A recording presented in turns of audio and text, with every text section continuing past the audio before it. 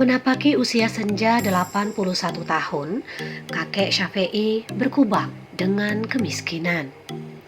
Penderitaannya makin dalam, tatkala harus menjalani hidup sebatang kara di gubuk yang terletak di Jalan Soak Permai, RT 42, Kelurahan Sukajaya, Kecamatan Sukarami, Kota Palembang.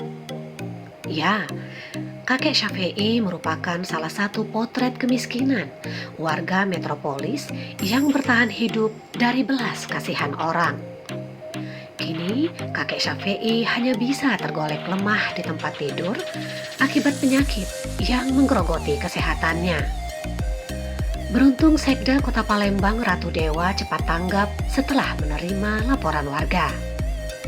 Sekda yang berasal dari keluarga petani miskin ini begitu terenyuh mengetahui realita tersebut.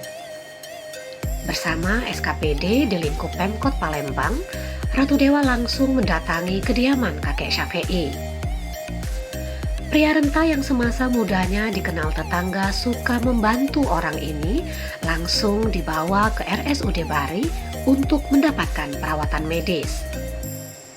Beberapa tetangga mengatakan mereka bergotong royong untuk menopang hidup kakek Syafei. Menurut tetangganya, kakek Syafei hidup sebatang kara. Dan yang lebih menyedihkan, sejak 3 tahun terakhir, mata kakek Syafei sudah tidak bisa melihat lagi. Laporan Erika Seprianti dari Kota Palembang untuk Anda. Ya, tadi siang saya dapat informasi via WA dari warga sini memberitahukan kepada saya bahwa ada kakek Pak Syafei 81 tahun yang sudah sakit, terus yang bersangkutan buta, tidak bisa melihat.